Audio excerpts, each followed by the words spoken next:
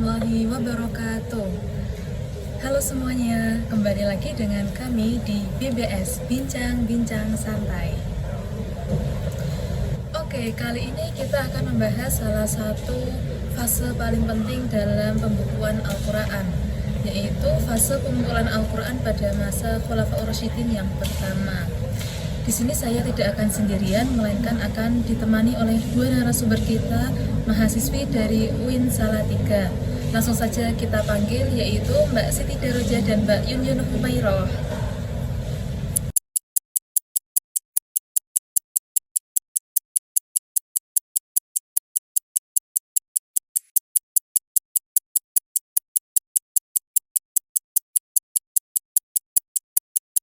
Oke, narasumber kita sudah datang di sini. Bagaimana kabarnya Mbak Yun dan Mbak Daroja? Alhamdulillah sehat. Oke, kita langsung saja ke pembahasan inti, yaitu proses pembukuan Al-Quran pada masa Khulafaur Rasyidin yang pertama. Oke, langsung saja kita masuk ke pembahasan yang pertama, yaitu apa yang melatar belakangi adanya proses pembukuan Al-Quran pada masa Khulafaur Rasyidin yang pertama, yang akan dijelaskan oleh Mbak Daroja. Ya, terima kasih sudah memberikan saya dan Mbak Yun kesempatan untuk di bincang-bincang santai kali ini. Nah, saya di sini akan menjelaskan tentang bagaimana sih latar belakang pembukaan Al-Quran. Nah, zaman dulu itu kan Nabi Muhammad mau menjadi pemimpin di bangsa Arab. Nah, di situ ketika Nabi Muhammad wafat, tidak ada penggantinya yang meneruskan pemimpin bangsa Arab. Nah, di situ akhirnya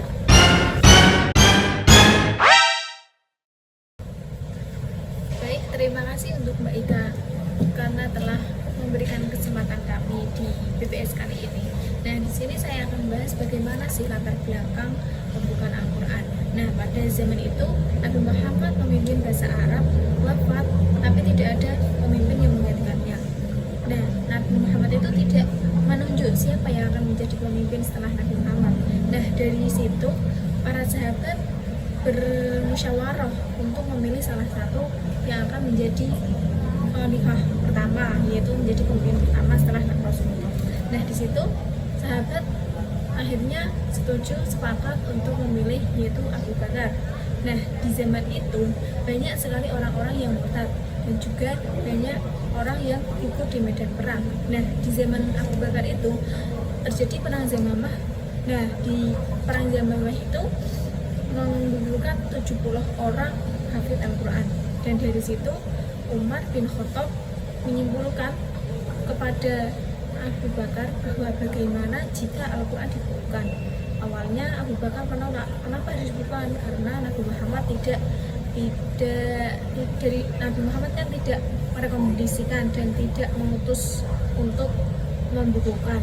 Nah, terus Abu Bakar menjelaskan ke Abu Bakar, Umar menjelaskan karena kalau tidak dibukukan nanti terjadi kesalahpahaman dan mesti kan banyak pendapat-pendapat gitu ya. Nah, dari situ akhirnya Abu Bakar setuju untuk dibukukan. Nah, dari situ akhirnya kan Umar berkonsultasi dengan Abu Bakar, disetujui.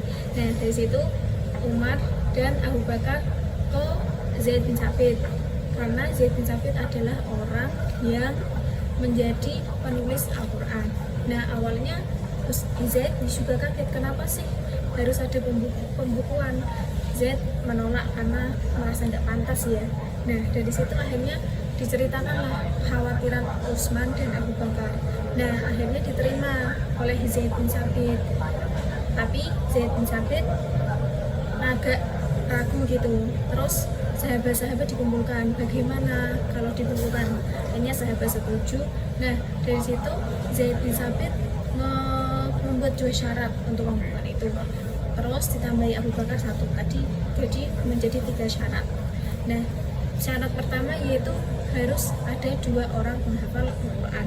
Nah, syarat kedua yaitu harus ada tulisannya. Nah, yang syarat ketiga itu harus ada tulisan dan dilihat paling sedikit 2 orang gitu kan. ini tadi kan yang dipilih untuk menulis Al-Quran itu Zaid bin Thabit. Iya. Terus apa yang menyebabkan Abu Bakar dan Umar itu memilih Zaid sebagai penulis Al-Quran pada masa itu? Karena di masa itu Zaid bin Thabit, di masa zaman Rasulullah, Zaid bin Thabit itu sudah menjadi orang utusan Nabi untuk menulis. Di zaman dahulu itu Al-Quran itu tidak ditulis di buku, tapi di pelepah kurma, di batu, di kain, tulang-tulang gitu. Jadi masih berserakan gitu loh Kak. Terus dikumpulkan menjadi satu, akhirnya dikumpulkan itu. Karena Zaid bin Thabit, kenapa ditunjuk ya tadi ya? Karena Zaid bin Thabit itu adalah pemuda yang cerdas, yang pintar, dan yang bisa tergolong dari mana ya? Dia kayak nggak melakukan dosa, dia melakukan dosa tapi jarang gitu ya. Berarti dia itu gimana ya? Ya pinter gitu. Oke, untuk selanjutnya yaitu ada nggak sih tantangan atau rintangan yang dihadapi oleh Zaid bin Thabit dan para sahabat lainnya ketika proses pengumpulan Al-Quran itu sendiri? Ada di akhir surat At-Taubah itu kan Zaid bin Thabit kan udah apa, tapi kayak ragu karena Zaid bin Thabit tidak punya catatannya gitu. Nah, yang punya catatan itu Abu Huzaimah. Lalu Abu Huzaimah diutus ke sana untuk memberikan catatannya. Lalu Abu Huzaimah dan sahabat-sahabat menyaksikan bahwa itu benar-benar akhir surat At-Taubah. Itu kalau akhir surat At-Taubah itu ayat berapa? Nah, di ayat 128 dan 129 nih Mbak Yuni ya. Kira-kira kalau saya suruh membacakan ayatnya bisa nggak? Yang ayat 128 itu yang laqad ja'akum rasulun min anfusikum azizun 'alaihi ma 'anittum harisun 'alaikum bil mu'minina raufur rahim. Nah, yang ayat 129 bisa dibacakan oleh Mbak Yuni. Fa'in tawallau faqul hasbiyallahu la ilaha illahu alaihi tawakkaltu wa huwa rabbul 'arsyil 'azim. Nah, itu. Oke, Masya Allah sekali ya dua narasumber kita. Ada nggak sih dampak dari pembukuan Al-Quran pada masa Khulafaur Rasyidin yang pertama ini? Ada, pertama menjaga keaslian wahyu Al-Quran itu sendiri. Pembukuan dilakukan untuk mencegah hilangnya Al-Quran. Nah, setelah banyak para hufat meninggal di perang Yamamah tadi, kemudian yang kedua menjadi acuan resmi bagi umat Islam. Mushaf Abu Bakar menjadi rujukan utama dalam penyalinan dan bacaan Al-Quran hingga modifikasi Utsman.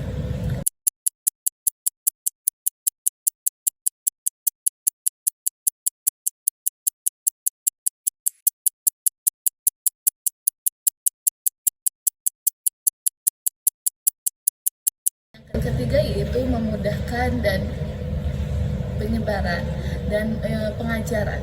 Satu naskah standar yang itu meminimalkan perbedaan tulisan dan memudahkan untuk pengajaran para dai-dai itu.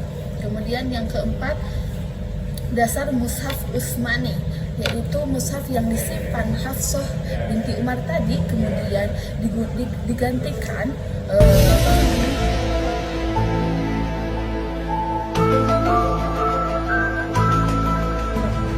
Kemudian yang keempat, dasar mushaf Utsmani dari Abu Bakar. Mushaf itu diberikan kepada Umar, kemudian Umar diberikan kepada anaknya yaitu Hafsah binti Umar, kemudian Hafsah binti Umar itu memberikan kepada Utsman. Nah, mushaf Abu Bakar itu menjadi acuan utama bagi mushaf Utsmani.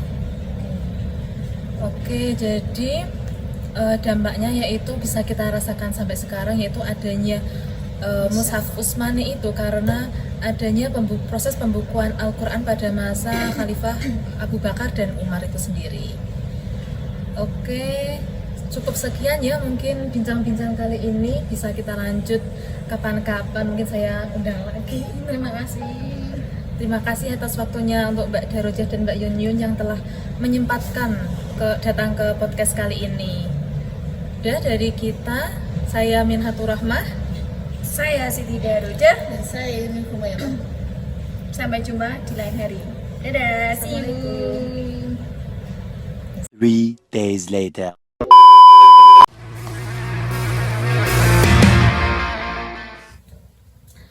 halo kembali lagi dengan kita di BBS Bincang-Bincang Santai. Oke, episode kali ini kita masih setia ditemani oleh dua narasumber kita, yaitu Mbak Daroja dan Mbak Yunyur.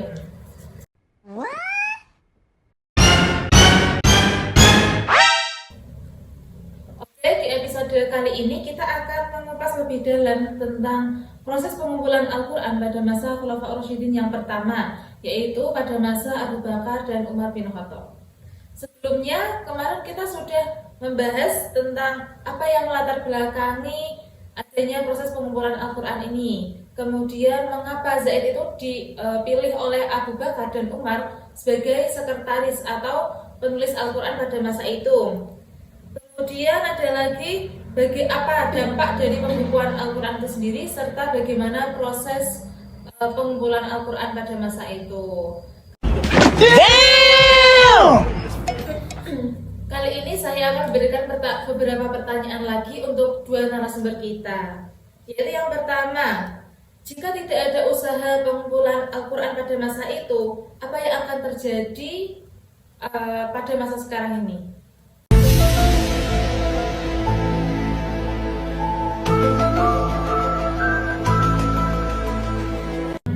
Oh, tadi pertanyaan kalau tidak ada pengumpulan Al-Quran ya Mbak ya. Zaman dulu itu kan Al-Quran itu ditulis di batu, di daun, di tulang-tulang ya Mbak Yuni. Ya, mesti kan juga akan hilang loh. Makanya ada pembukuan. Nah, itu yang pertama. Itu mesti orang-orang menghafal Al-Quran juga semakin kesini kan banyak yang wafat. Nah, itu adanya pembukuan Al-Quran. Nah, itu karena umat Islam juga harus mempunyai pedoman kan Al-Quran. Kalau tidak ada Al-Quran mau dengan apa ya? Itu menjaga keaslian Al-Quran. Jadinya kalau nggak dibuka, mesti kan berjajaran di mana-mana, mesti kan nggak dari zaman dulu. Sekarang kan mesti nggak asli ya kan, banyak orang-orang kalau nggak ada pembukaan. Kalau ada pembukaan kan sudah pasti ini udah bener ini ya. Yang untuk pertanyaan kedua yaitu setelah Abu Bakar wafat kan Al-Quran tadi disimpan oleh Umar bin Khattab. Nah, apakah pada masa Umar bin Khattab itu ada kodifikasi Al-Quran? Pada masa Umar bin Khattab, beliau tidak ada memodifikasikan Al-Quran, tapi beliau menyebarluaskan Al-Quran ke berbagai wilayah.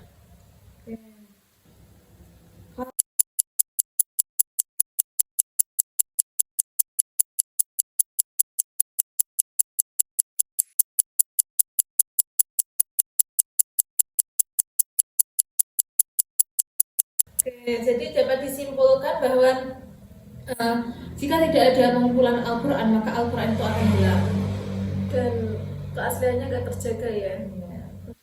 Terus pada masa Umar juga tidak ada pengkodifikasian Al-Quran.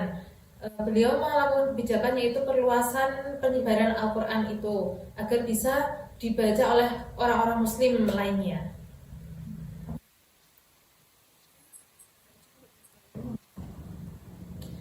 Oke, cukup sekian podcast dari kami.